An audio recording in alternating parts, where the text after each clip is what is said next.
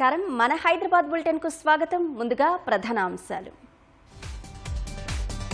Rahul Gandhi arrest పై భగ్గుమన్న కాంగ్రెస్ హైదరాబాద్ వ్యాప్తంగా ర్యాలీలు నిరసనల హోరు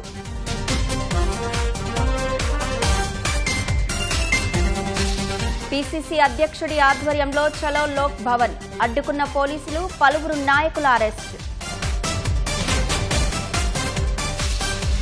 కాంగ్రెస్ తీరుపై బీజేపీ మండిపాటు గాంధీ భవన్ ముట్టడి పోలీసుల అదుపులో రామచంద్రరావు ఇతర నేతలు క్యూర్ పరిధిలో పేదల సొంతింటి కళ సాకారం దిశగా అడుగులు ఇందిరమ్మ ఇళ్లకు అర్హులు దరఖాస్తు చేసుకోవాలన్న పొంగులేటి ఏసీబీకి చిక్కిన రెడ్ కోట్ డివిజనల్ ఇంజనీర్ ముత్యం 100 కోట్లకు పైనే ఆస్తులు కూడబెట్టినట్లు గుర్తింపు పనిచేసే సంస్థకే కన్నం వేసిన ఇద్దరు సోదరులు బంజారాహిల్స్ చోరీ కేసును ఛేదించిన పోలీసులు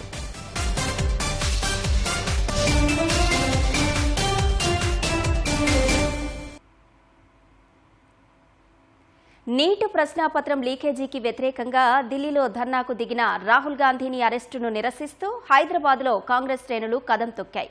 పీసీసీ అధ్యక్షుడు మహేష్ గౌడ్ నేతృత్వంలో మంత్రులు చేసిన ర్యాలీ ఉద్రిక్తతలకు దారితీసింది.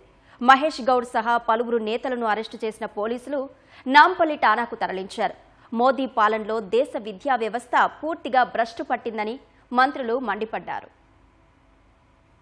ఢిల్లీలో విద్యార్థులపై పోలీసుల లాఠీచార్జ్, లోక్సభలో ప్రతిపక్ష నేత రాహుల్ గాంధీ అరెస్టుకు నిరసనగా హైదరాబాద్ లో కాంగ్రెస్ శ్రేణులు ఆందోళన బాటపట్టాయి. పీసీసీ అధ్యక్షుడు మహేష్ కుమార్ గౌడ్ నేతృత్వంలో నెక్లెస్ రోడ్డులోని ఇందిరాగాంధీ విగ్రహం నుంచి లోక్ భవన్ వరకు భారీ ర్యాలీ నిర్వహించారు. మహేష్ గౌడ్, మంత్రి పొంగులేటి శ్రీనివాసరెడ్డి, ఎమ్మెల్యే దానం నాగేందర్ సంకెళ్లు వేసుకుని నిరసన వ్యక్తం చేశారు. తర్వాత కేంద్రం వైఖరికి నిరసనగా లోక్ భవన్ ముట్టడికి బయలుదేరారు. ఈ దశలో మహేష్ గౌడ్, మంత్రి దామోదర రాజనరసింహ, ఫిరోజ్ ఖాన్ సహా పలువురు కాంగ్రెస్ నేతలను పోలీసులు అరెస్టు చేసి నాంపల్లి ఠాణాకు తరలించారు. నాంపల్లి స్టేషన్లో కూడా మంత్రులు నిరసన వ్యక్తం చేయగా వారికి సంఘీభావంగా మంత్రి వివేక్ వెంకటస్వామి, ఎమ్మెల్యే మందుల సామేల్ స్టేషన్ కు వెళ్లారు. ఈ క్రమంలో స్వల్ప ఉద్రిక్తత చోటు చేసుకుంది. నీట్ పేపర్ లీకేజీ, బాధ్యులపై చర్యల విషయంలో కేంద్రం తీరును మహేష్ గౌడ్, మంత్రులు ఎండగట్టారు.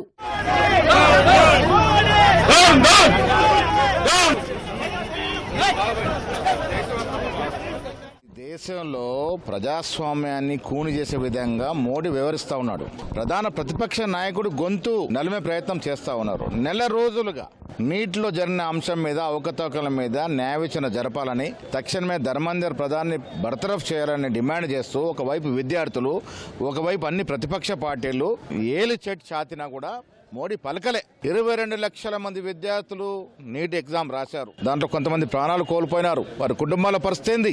భవిష్యత్తులో ఇలాంటి జరగకుండా గ్యారెంటీ ఏమిటి? ఇవన్నీ అడుగుతూ నిన్న ప్రధానమంత్రి ఇంటి తర్వాత తడితే కూడా పలకకుండా పోలీసులను ప్రయోగించి ప్రియాంక గాంధీ గారిని ఒక మహిళను చూడకుండా, ఖర్గే గారు ఒక పెద్ద ఆ వయసులో పెద్ద చూడకుండా ఏ రకంగా వివరించినారు? ఇది ప్రజాస్వామ్యంలో ఉన్నాము మనం. రాజ్యాంగానికి తూట్టుపొడుస్తూ ప్రజాస్వామ్యం డిబేట్ అవుతూ పోతున్న ఈ తరుణంలో దేశ ప్రజలకు తెలవాలి, మోడీ ప్రభుత్వానికి కనువిప్పు కావాలని మేము ఇవాళ పెద్ద సంఖ్యలో, వేల సంఖ్యలో రాజ్భవన్కి వెళ్లి కేంద్రానికి ప్రతినిధిన గవర్నర్ కలుస్తామంటే మాకు కలిసే అవకాశం ఇవ్వలే. వారి ఆదేశాల మేరకు మమ్మల్ని అరెస్ట్ చేశారు. బీజేపీ ప్రభుత్వం, మోడీ గారు రాహుల్ గాంధీ, ప్రియాంక గాంధీ గారిని క్షమాపణ కోరాలి.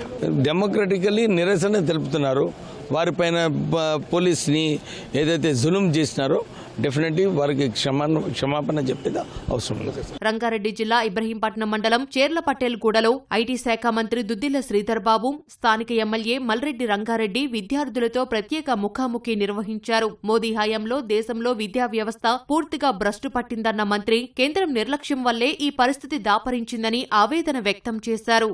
నీట్ ఎగ్జామ్ కు సంబంధించి క్యాన్సిల్ అయ్యి మళ్ళా తిరిగి నిర్వహిస్తే ఎవరికి నమ్మకం లేదు. అంటే నమ్మకం లేని విధానాలు మనం యువత ముందర పెట్టి వారు బంగారు భవిష్యత్తుతో ఆడుకోవటం సరైందా అని అడుగుతా ఉన్నాం. బీజేపీ వారిని 7.5 కోట్ల మందికి సంబంధించిన వారు భవిష్యత్తుకు సంబంధించిన అంశము పేపర్ లీకేజీల ద్వారా, క్యాన్సలేషన్ ద్వారా ఈ దేశ భవిష్యత్తును ఏ విధంగా నిర్ధారిస్తారని మేము సూటిగా వారిని ప్రశ్నిస్తా ఉన్నాం. మరోవైపు విద్యార్థులపై లాఠీచార్జ్, రాహుల్ గాంధీ అరెస్టును ఖండిస్తూ నగర వ్యాప్తంగా కాంగ్రెస్ శ్రేణులు ఆందోళన చేపట్టాయి. స్థానిక నేతలు ఎక్కడికక్కడ రోడ్లపైకి వచ్చి నిరసనలు తెలిపారు. కాంగ్రెస్ నాయకులను పోలీసులు అదుపు చేశారు. ప్రధాని మోదీ ఇంటి వద్ద రాహుల్ గాంధీ ధర్నాను నిరసిస్తూ హైదరాబాద్లో కాంగ్రెస్ రాష్ట్ర ప్రధాన కార్యాలయం గాంధీ భవన్ ముట్టడికి బీజేపీ చేసిన ప్రయత్నం ఉద్రిక్తతలకు దారితీసింది. బీజేపీ రాష్ట్ర అధ్యక్షుడు రామచంద్రరావు నేతృత్వంలో నాంపల్లి ఎగ్జిబిషన్ గ్రౌండ్ నుంచి గాంధీ భవన్ వరకు కాషాయ శ్రేణులు ర్యాలీ బయలుదేరాయి. కాంగ్రెస్కు వ్యతిరేకంగా పెద్ద ఎత్తున నినాదాలు చేశాయి. బారికేడ్లు పెట్టి బీజేపీ నేతలను పోలీసులు అడ్డుకున్నారు. ఈ క్రమంలో పోలీసులు బీజేపీ నేతలకు మధ్య తోపులాట, వాగ్వాదం జరిగాయి. ఉద్రిక్తతల నేపథ్యంలో బీజేపీ తెలంగాణ అధ్యక్షుడు రామచంద్రరావును పోలీసులు అరెస్టు చేశారు. బీజేపీ శ్రేణులను అదుపులోకి తీసుకున్నారు. ఇలాంటి అరెస్టులకు భయపడబోమని, కాంగ్రెస్పై పోరు కొనసాగుతోందని బీజేపీ రాష్ట్ర అధ్యక్షుడు రామచంద్రరావు చెప్పారు. దేశ వ్యతిరేక శక్తులకు ఈ రోజు రాహుల్ గాంధీ సపోర్ట్ చేస్తా ఉన్నారు. కాబట్టి రాహుల్ గాంధీ గారు ప్రజాస్వామ్య వ్యతిరేకంగా ఈ రోజు ప్రధానమంత్రి నివాసం ఎదురుగా చేసినటువంటి ఒక ఏదైతే ప్రొటెస్ట్ చేస్తుందో కేవలం డ్రామా మాత్రమే. అంటే బంగ్లాదేశ్ లో ఏ విధంగా అయితే అక్కడ ఉన్నటువంటి ఒక షేక్ హసీనా ఇంటి ముందు ఆ రోజు ధారణా చేసి ఆమె ఇంట్లో దూరి అక్కడ ధ్వంసం చేశారు. ఇదే ఒక పని నేపాల్ లో చేశారు. దీని వెనక అంతా కూడా విదేశీ శక్తులు ఉన్నాయి. నేపాల్ లో జంజీని ఎట్లయితే రెచ్చగొట్టారు, బంగ్లాదేశ్ లో రెచ్చగొట్టారు, ఎట్లయితే ఈ రోజు భారతదేశంలో కూడా వీళ్ళు రెచ్చగొట్టే ప్రయత్నం చేస్తున్నారు. కానీ నాకు పూర్తి నమ్మకం ఉంది, భారతదేశంలో ఉన్న యువకులు, విద్యార్థులు, దేశభక్తులు దేశం కోసం ప్రాణాలు ఇస్తారు. కానీ ఇటువంటి ఒక విదేశీ తొత్తులకు వీళ్ళు లొంగరు. హైదరాబాద్ నాంపల్లిలోని బీజేపీ కార్యాలయాన్ని ముట్టడించేందుకు కాంగ్రెస్ నేతలు, ఎన్ఎస్యుఐ కార్యకర్తలు యత్నించడం ఉద్రిక్తతలకు దారితీసింది. బీజేపీ ఆఫీస్ ముట్టడికి వచ్చిన కాంగ్రెస్ శ్రేణులు, బీజేపీ కార్యకర్తలు పరస్పరం కర్రలు, రాళ్లు రుబ్బుకున్నారు. ఈ దాడిలో పలువురికి గాయాలయ్యాయి. ఓ మహిళా కానిస్టేబుల్ గాయపడ్డారు. పరిస్థితి చేయి దాటిపోతుండటంతో యువజన కాంగ్రెస్, ఎన్ఎస్యుఐ నేతలను పోలీసులు అరెస్టు చేశారు. అటు కాంగ్రెస్, బీజేపీ పోటాపోటీ ముట్టడుల వల్ల నాంపల్లిలో భారీగా ట్రాఫిక్ జామ్ అయ్యింది. నాంపల్లి నుంచి ఎంజీబీఎస్ వెళ్లే మార్గంలో ట్రాఫిక్ జామ్ అయ్యి ప్రజలు తీవ్ర ఇబ్బందులు పడ్డారు.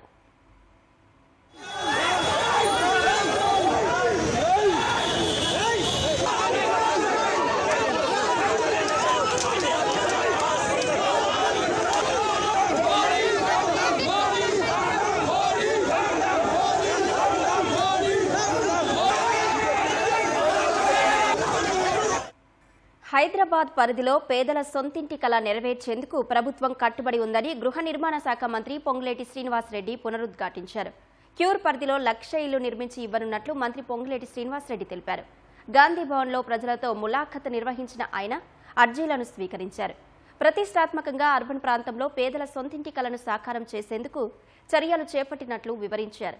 హైదరాబాద్ పరిధిలోని 16 నియోజకవర్గాల్లో ఇందిరమ్మ ఇళ్లను పైలట్ ప్రాజెక్టుగా చేపట్టామని వెల్లడించారు.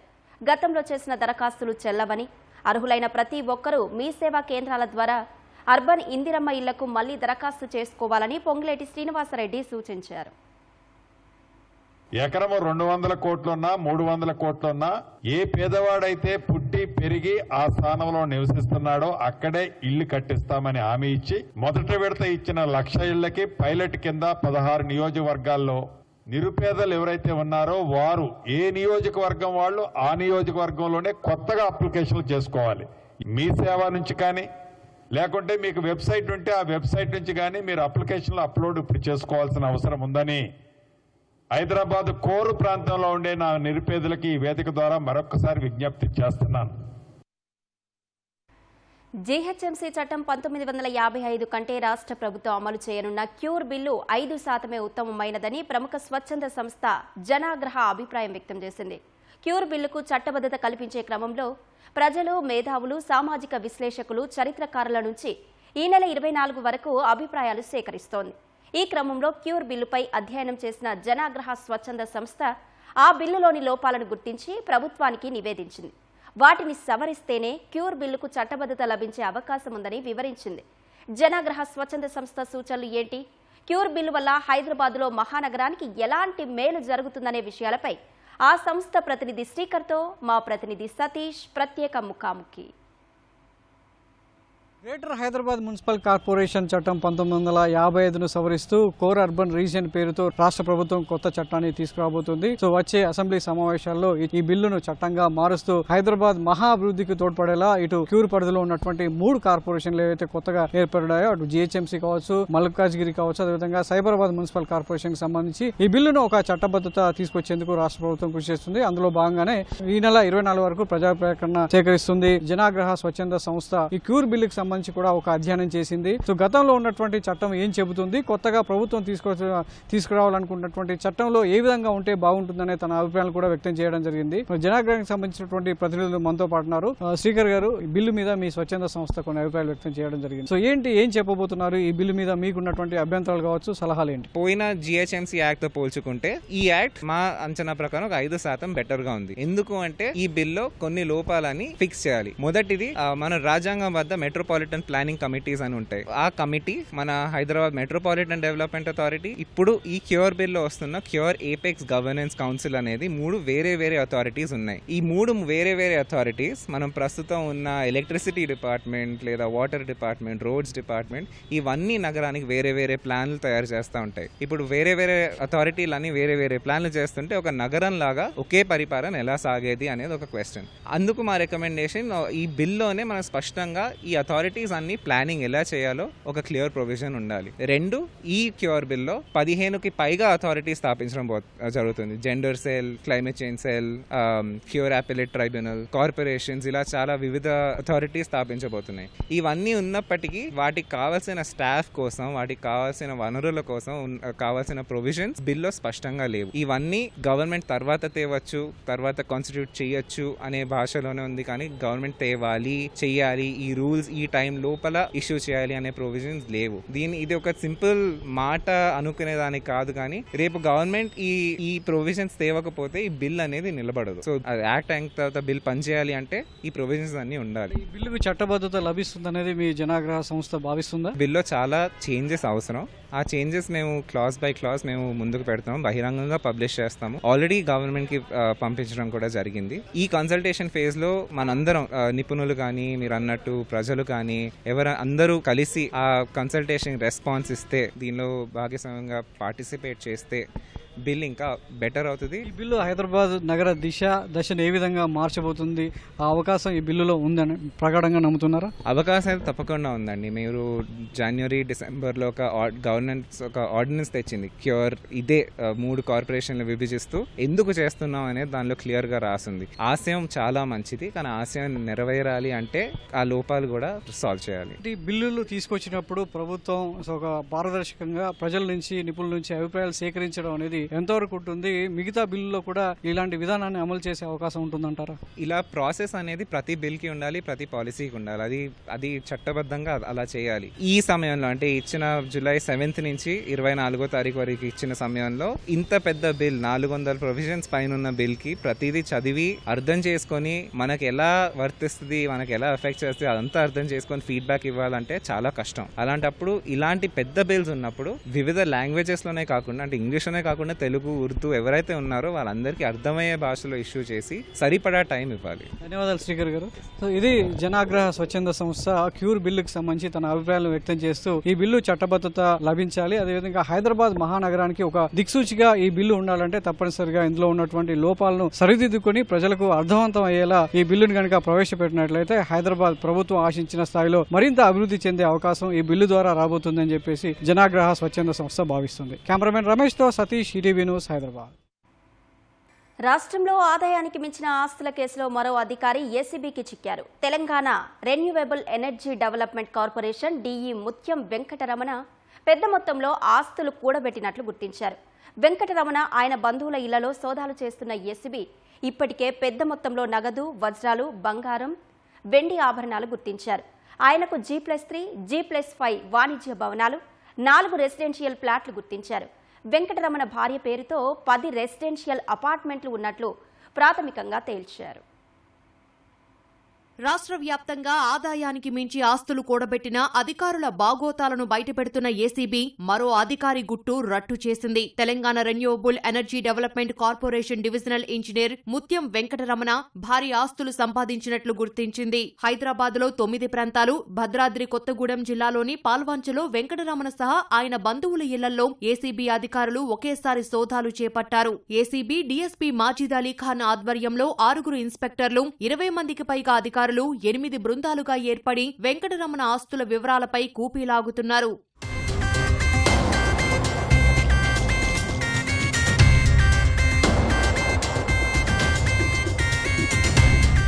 హైదరాబాద్ మాధాపూర్లోని మీనాక్షి స్కై లాంచ్లోని ఇంట్లో డీఈ ముత్యం వెంకటరమణ సమక్షంలోనే సోదాలు చేసిన అధికారులు భూపత్రాలు, విదేశీ మద్యం బాటిళ్లు సహా నగదు, బంగారం, వజ్రాలు, ఓ బ్యాంక్ లాకర్ గుర్తించారు. హైదరాబాద్ ముసాపేటలోని ఆంజనేయ నగర్లో G+3, ఖానామేట్ గుట్టల బేగంపేటలో G+5 వాణిజ్య భవనాలు ఉన్నట్లు గుర్తించారు. వెంకటరమణ భార్య స్వప్న పేరుతో 4 కన్స్ట్రక్షన్ కంపెనీలు ఉన్నట్లు గుర్తించిన ఏసీబీ అధికారులు ఆ కంపెనీల ఆధ్వర్యంలో 10 అపార్ట్మెంట్లు నిర్మిస్తున్నట్లు తేల్చారు. ఎంఎస్ ముత్యం కన్స్ట్రక్షన్స్, ఎంఎస్ ముత్యం బిల్డర్స్ అండ్ డెవలపర్స్, ఎంఎస్ ముత్యం ANSR constructions, MS pride homes పేరిట ఈ అపార్ట్మెంట్ల నిర్మాణం చేపట్టినట్లు గుర్తించారు. ఇవే కాక పెద్ద మొత్తంలో నగదు, వజ్రాలు, బంగారు, వెండి ఆభరణాలు స్వాధీనం చేసుకున్నారు.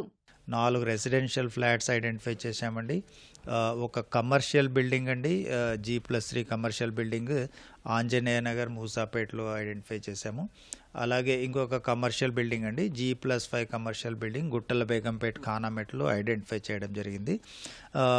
ఇది కాకుండా అండి ఒక 4 కంపెనీల పేర్లు, అంటే భార్య పేరు మీద 4 కంపెనీస్ ఫ్లోట్ చేసి అందులో ఒక 10 రెసిడెన్షియల్ అపార్ట్మెంట్స్ కన్స్ట్రక్షన్ చేయడం జరిగిందండి. ఒక బ్యాంక్ లాకర్ను కూడా ఐడెంటిఫై చేయడం జరిగింది. సో లాకర్ దాన్ని ఓపెన్ చేస్తామండి. అలాగే ఒక 3 వెహికల్స్, 4 వీలర్ వెహికల్స్ కూడా ఐడెంటిఫై చేయడం జరిగింది.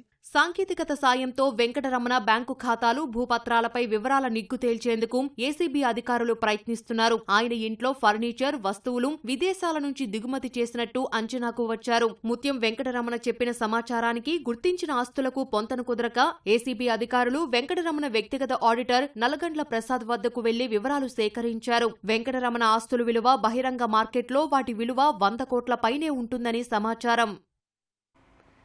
బంజారాహిల్స్లో జరిగిన భారీ చోరీ కేసును హైదరాబాద్ టాస్క్ ఫోర్స్ పోలీసులు ఛేదించారు. పనిచేసే సంస్థకే 2 సోదరులు కన్నం వేసినట్టు తేల్చారు. లాకర్లో భద్రపరిచిన 1.28 కిలోల పసిడిని కర్ణాటక బీదర్ జిల్లా మారూర్ జోల్ బాకాకు చెందిన సోన్ కాంబ్లే హరీష్, ఆకాష్ అనే అన్నదమ్ములు దొంగలించినట్టు తేల్చారు. ఇందులో హరీష్ బంజారాహిల్స్లోని గురుకృప ఎక్స్పోర్ట్స్ సంస్థలో సేల్స్ ఎగ్జిక్యూటివ్గా 2023 నుంచి పనిచేస్తున్నట్లు పోలీసులు తెలిపారు. ఈ ఉద్యోగంలో భాగంగా కృష్ణా జ్యువెలర్స్, జాయ్ అలుకాస్, మానేపల్లి, సిరి, అపన్న తదితర నగల దుకాణాలకు వెళ్లి తమ వద్ద ఉన్న ఆభరణాలు, మోడల్స్ చూపించి వారి వద్ద ఆర్డర్లు తీసుకుంటాడు. పని పూర్తయ్యాక తిరిగి గురుకృప ఎక్స్పోర్ట్స్లో నగలు భద్రపరచాల్సి ఉంటుంది. ఈ విధంగా 3 ఏళ్ల నుంచి పనిచేస్తున్న హరీష్ ఆర్థిక ఇబ్బందులు, ఇంటి నిర్మాణానికి అవసరమని తాను పనిచేసే సంస్థలోనే బంగారం చోరీ చేసినట్టు పోలీసులు తేల్చారు. ఇందుకు తన సోదరుడు ఆకాష్ సాయం తీసుకున్నట్టు తెలిపారు. ఈ నెల 16నే చోరీకి ప్రయత్నించి విఫలమైన వారు 17న అర్ధరాత్రి సంస్థ బాత్రూమ్ గ్రిల్స్ తొలగించి 1.28 కిలోల బంగారాన్ని ఎత్తుకెళ్లారు. బాధితుల ఫిర్యాదుతో రంగంలోకి దిగిన పోలీసులు సాంకేతిక, ఇతర ఆధారాలతో బలపన్ని 2 అరెస్టు చేశారు. సోన్ కాంబ్లే హరీష్, అది native of Bidar district of Karnataka state, and వాళ్ళ సిబ్లింగ్స్ బ్రదర్ సోన్ కాంబ్లే ఆకాష్, వాళ్ళు కూడా బీదర్ డిస్టిక్ నుంచి ఉన్నారు. సో ఇద్దరు ఇక్కడ ఈ ప్లాన్ చేసి ఈ గురుకృప ఎక్స్పోర్ట్ కంపెనీలో ఉన్న వాష్రూమ్లో బ్యాక్ సైడ్ నుంచి గ్రిల్ రిమూవ్ చేసి అక్కడ నుంచి ఎంట్రీ చేసి లోపల ఉన్న ఆఫీస్లో ఉన్న ఈ గోల్డ్ ఐటమ్కి టేప్ చేయడం జరిగింది. సో కొంచెం ఫైనాన్షియల్ క్రంచెస్తో వాళ్ళ మైండ్లో ఇది వచ్చింది. అది సేమ్ ప్లాన్ వాళ్ళ సిబ్లింగ్స్ ఆకాష్కి కూడా చెప్పడం జరిగింది. సో ఇద్దరు ఈ దొంగతనం చేయాలి అది ప్లాన్ చేశారు. నటుడు నందమూరి బాలకృష్ణ ఆరోగ్యం నిలకడగా ఉందని ఏఐజీ ఆసుపత్రి ప్రకటించింది. కాకినాడలో నిన్న జరిగిన ఓ సినిమా షూటింగ్లో బాలకృష్ణ గాయపడగా రాజమండ్రిలో ఆయనకు చికిత్స అందించారు.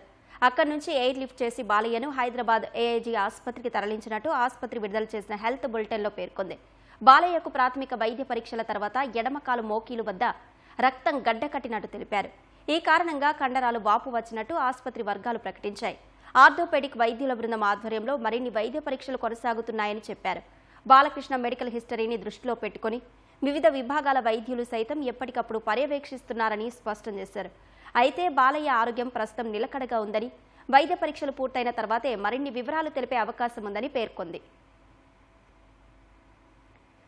ట్రైనీ ఐపీఎస్ ఉదయకృష్ణారెడ్డి పిటిషన్పై విచారణను హైకోర్టు ఈ నెల 27కు వాయిదా వేసింది. ఈ కేసుకు సంబంధించిన పూర్తి వివరాలు సమర్పించాలని కోర్టు పోలీసులను ఆదేశించింది.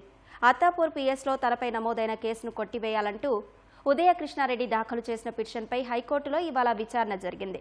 ఈ విచారణలో తాను ఐపీఎస్ శిక్షణలో ఉన్నందున తదుపరి చర్యలు చేపట్టకుండా పోలీసులను ఆదేశించాలని ఉదయకృష్ణారెడ్డి కోర్టును కోరారు. తనపై తప్పుడు ఆరోపణలతో కేసు నమోదు చేశారని తెలిపారు. అయితే తక్షణ ఉత్తర్వులకు నిరాకరించిన కోర్టు పూర్తి వివరాలు సమర్పించాలని పోలీసులను ఆదేశించింది. తదుపరి విచారణ వాయిదా వేసింది. బల్కంపేట ఎల్లమ్మ తల్లికి ఓల్డ్ సిటీలోని ఉమ్మడి దేవాలయాల కమిటీ ఆధ్వర్యంలో మాజీ మంత్రి సనత్ నగర్ ఎమ్మెల్యే తలసాని శ్రీనివాస్ యాదవ్ బంగారు బోనం సమర్పించారు. డప్పు చప్పుళ్లు, పోతురాజుల నృత్యాలతో తలసాని అమ్మవారికి బోనం సమర్పించారు. ఈ కార్యక్రమంలో బల్కంపేట ఆలయ ట్రస్టీ చైర్మన్ సాయిబాబా గౌడ్, ఉమ్మడి దేవాలయాల కమిటీ అధ్యక్షుడు మధుసూదన్ యాదవ్ తదితరులు పాల్గొన్నారు.